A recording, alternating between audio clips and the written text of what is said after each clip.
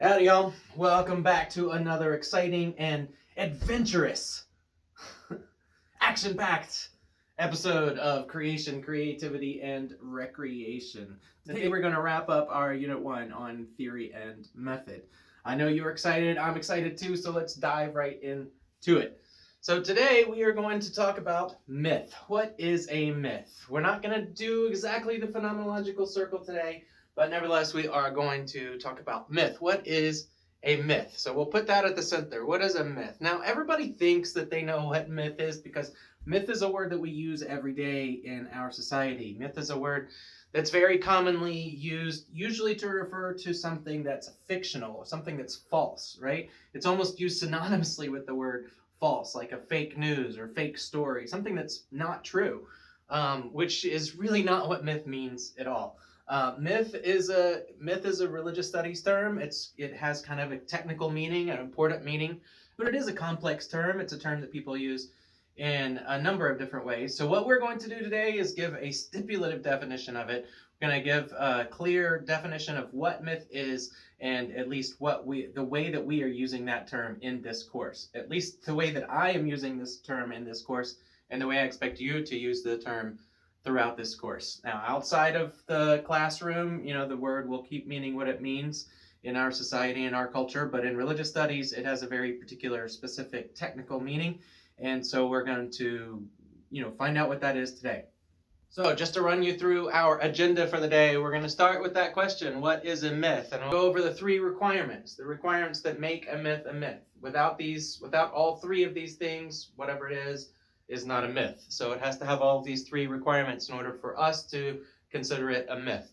Then we'll talk a little bit, very briefly, about Socrates in this episode in the Phaedrus dialogue, where he talks about the importance of myth in philosophy.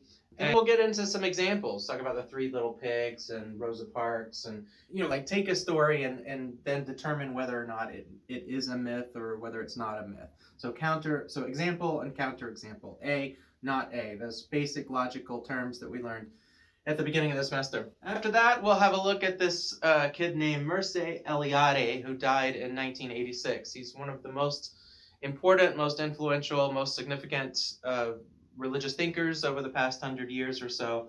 We're going to take a break after section A, and then we'll dive into the text, one of his texts on cosmogonic myths. And we'll actually start to learn a little bit of religion today. I know we haven't really learned very much religion yet because we're in the theory and method section, but today we'll get just a little tiny bit. We'll talk about the Aranda tribe in Central Australia and a couple of others.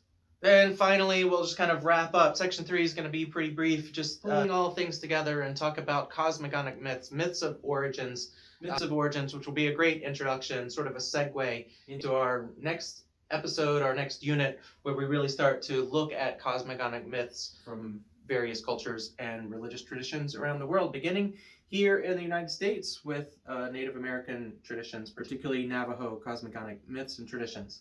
All right, so let's dive right in. So, as I said, a myth has three requirements in religious studies, at least as we are using that term in this course.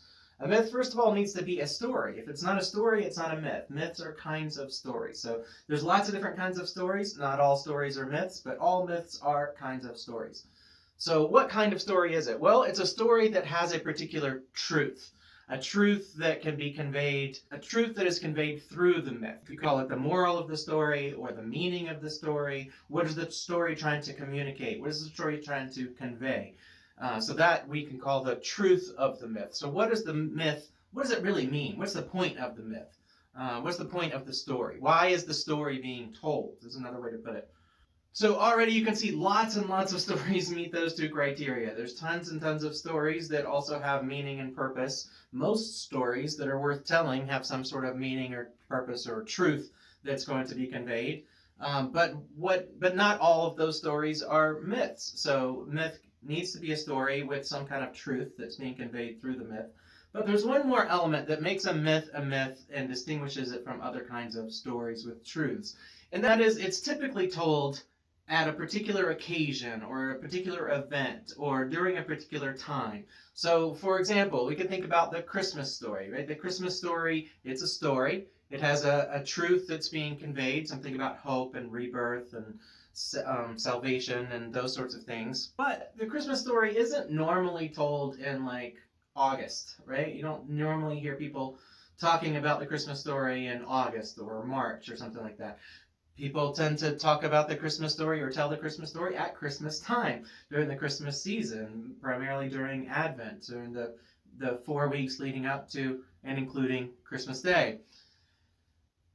Similarly, the Easter story, right? Again, we don't typically tell the Easter story in, say, July or something, but the Easter story is typically told at Easter, right? During the Passover, during the time, at the conclusion of Lent, during those 40 days leading up to the death and resurrection of Jesus. Another one. Here's one that's maybe a bit more of a gray area. So we could say George Washington chopped down the cherry tree, right? Everybody knows that story. I think that story is still told in school. That George Washington, when he was a boy, he went and he chopped down a cherry tree, and then he felt guilty about it. So then he went and told the truth about it and said, he confessed and said that he did it. Now, one of the things is, what is this story? Well, clearly it is a story, right? And it has a truth. The truth is that George Washington was honest. And it also, further truth of that is that to be honest is to confess your sins, right? To confess whatever you've done that is wrong. So somebody who's honest, we all do bad things. We all fuck up now and then. But to be honest like George Washington would be to go and confess that and be honest and upfront about it and say, hey, look, I screwed up. I did this thing and I'm sorry. Now, is this told at a particular occasion, event, or time? I don't really think that we tell that story at any particular time. It's just kind of a story that people learn when they're in grade school, but it's not something that's told at a particular time. Maybe you could say George Washington's birthday, but that's not a big... I'm not sure that story really meets the criteria of a myth. So it's a story, and it conveys a particular truth, even though the story is not true. So I mentioned that story in particular because we know that story was completely fabricated. It was made up by a school teacher who wanted to convey the idea of George Washington's honesty, that he was an upright, honest person, and so even when he made mistakes, he owned up to it. So it's a story that's not true, that's told in order to convey a particular truth about George Washington's character. It's very ironic, of course, that this story about telling the truth conveys a truth about the importance of telling the truth, even though that story about telling the truth, which is a truth that's conveyed through that story, is not true. That's ironic, right? That's pretty ironic. Let's move on. How about Independence Day? Now, Independence Day is not a myth because it's not a story, right? There's no story of Independence Day. Now, there are stories about American independence, about the Revolutionary War, and about our struggle in America for independence, etc. Those stories. You could talk about the Boston Massacre. You could talk about the battle at Lexington and Concord, the shot heard round the world, and all that kind of stuff. The Boston Tea Party. I live near Boston, so, I think of Boston a lot. Those are stories. Those stories that are true, but they convey a certain truth because they talk about the struggle for independence, the struggle for freedom and independence from British colonialism. So they are stories, they are true, but they also convey a particular truth, which is that freedom is not free. You have to work for freedom. Freedom requires sacrifice. Freedom requires bravery, standing up to opposition. Freedom requires action, social protests, social disobedience, right? Disobedience against unjust laws. So there are laws that are unjust, taxation without representation, all those kind of things. So those are truths that are conveyed through these stories, and those stories happen to be true, but they are nevertheless myths. And here's why they're myths. They're myths, maybe a weak version of myths, but they're myths because they are stories that are told at a particular time. Right? We learn these stories in school, but we tend to tell these stories, particularly as adults, when, during Independence time, July 4th, when we set off fireworks, which is a particular ritual or tradition which brings to mind those bombs and the cannon fire that went off during the Revolutionary War, fighting for our independence because freedom is not free. So Independence Day is not a myth, but the stories that we tell on Independence Day certainly come close to being a cultural myth, if not fully there. I'm going to skip over Black History Month. We're going to come back to it in a minute. But then Indigenous Peoples Day, which is sometimes called Columbus Day. So used to be called Columbus Day, and we would tell stories about Christopher Columbus, coming and discovering America and thinking that it was India. So then he called everyone Indians, which he never really seemed to figure out. So that's a story that is told every Columbus Day about Christopher Columbus and the discovery of North America and South America from the English perspective. Now, I should say, from the European perspective. Nowadays, many of us recognize that that story isn't entirely true, that there's a lot of problems with that story. Christopher Columbus owned and sold and traded slaves, and he gave a slave as a birthday present, actually, to Bartolomeo de las Casas.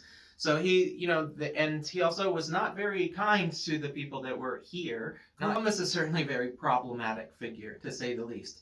Nevertheless, we still have that day, Columbus Day, which is still on the calendar and still celebrated as a holiday. Don't give up. I'm not giving up my holiday. Nobody takes it away.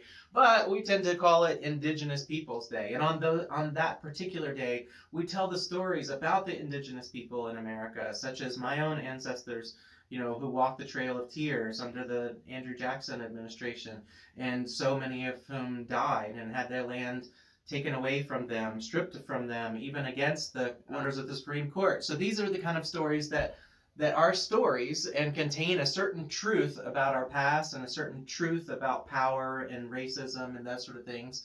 And they're told at a particular time on a particular day, such as Indigenous Peoples Day. They do happen to be true. They're factual and historical. But notice that whether or not a story is true is completely irrelevant. It's not even on our list of criteria. If a story is true, great. If a story is untrue, fine.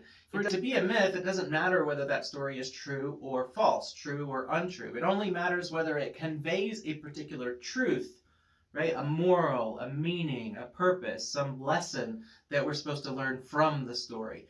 And if that lesson is a truth that we want to retell, then we retell the story, particularly at pivotal times. All right, so that's pretty much it.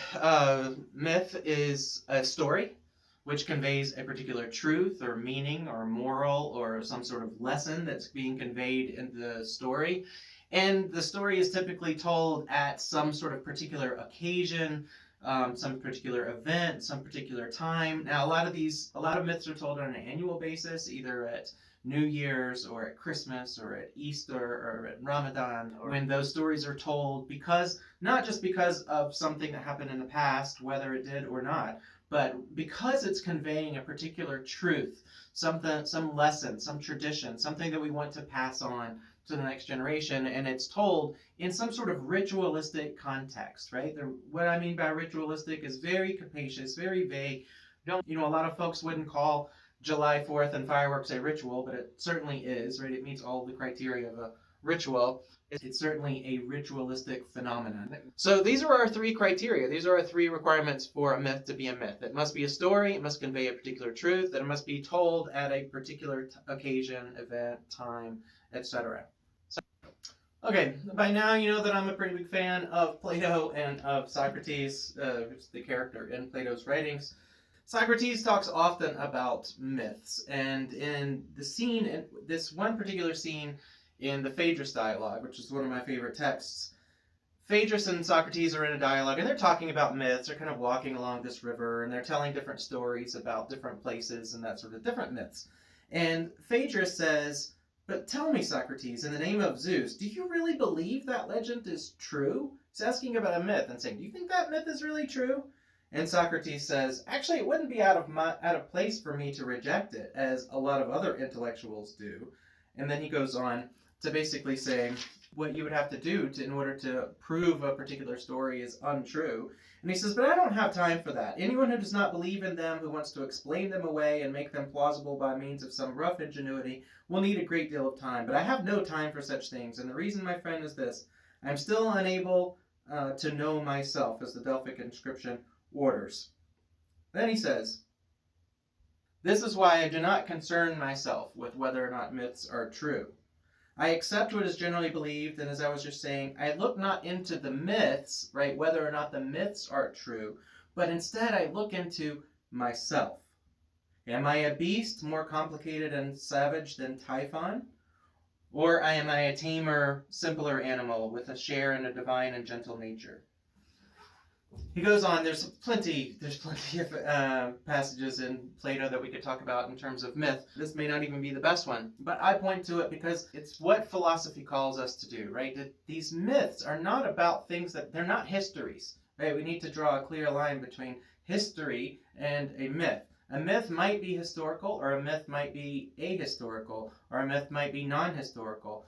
But what matters is the truth of the myth. And Socrates is saying, we don't need to concern ourselves with whether or not the myths are true. We need to look within ourselves and say, okay, does this story convey something about me? Does it teach me something about myself? Does it teach me something about the world? Does it teach me something about my responsibility, my ethical responsibility, my way of fitting into the world? The point is not to spend too much time worrying about whether or not the myth is true, because that would completely miss the point, right? The point is to get the truth of the myth. What does the myth mean? What does the story mean, right? If you're arguing over whether or not Star Wars actually really truly happened long time ago in a galaxy far away, even though we all know that George Lucas made up the story, then that would miss the point, right? The point is not to present a history. The point is to tell a story about this struggle of rebellion, the struggle against the empire, the struggle against, of a few people banding together to stand up to the injustices and the power of those in authority. That's the truth of Star Wars, right? It doesn't matter whether it's historical. Now, that Star Wars is not a myth. Why is Star Wars not a myth? It is a story. It conveys a truth. But it doesn't meet that third criterion. Now, maybe if you're in a family where you watch Star Wars religiously every year at a particular time, right? Maybe Christmas time is where you always watch Star Wars. For me, every Christmas time I always want to binge watch all the Harry Potter movies and reread some of the Harry Potter books. So that to me is somewhat of a ritual. It's just something I do. So the Harry Potter stories, they're certainly stories. They certainly convey more than a few truths through those stories. And in my family, they're typically watched or retold or revisited, during Christmas time. So they certainly constitute a myth for our family. Now, they certainly don't constitute a myth for lots of other families. So myth, whether or not something is mythical, the truth of the myth, that's mythic quality, is going to vary depending on what your relationship with the myth is. Howdy, y'all. Shady Buffett here for Aby'ss Blue Hole Brewing. And today I just want to tell you about our Mariana's Brown Canadian Ale. As deep and wet as the trench after which it was named. I also want to tell you, people are always asking me, Shady, how you get your beer so wet? And I got a lot of answers to that question. And some of them are secret. I can't tell you. But one of them I'll tell you. One of the ways we get our Aby'ss beer hole so wet is we only use the wettest water. Water's a big part of what beer is. Beer's got a lot of water in it, and so you got to start with the wettest water if you want the wettest beer. And some people ask me, how you get the wetter water separated from the drier water or the less wetter water. And so we always say, like the deeper you go, right? The deeper you go, the more water there is, and the wetter that water's gonna be. It's like when you're in the swimming pool, right? When you're in the shallow end, right, you're not all the way wet. But when you're like at the bottom, at the deep end, you're all the way wet, and that's because the water is just wetter down there. And so that's why we only use the deepest water and to make our beers, because that's the way we make it so wet as it is. That was Blue Hole Brewing. Deeper and wetter.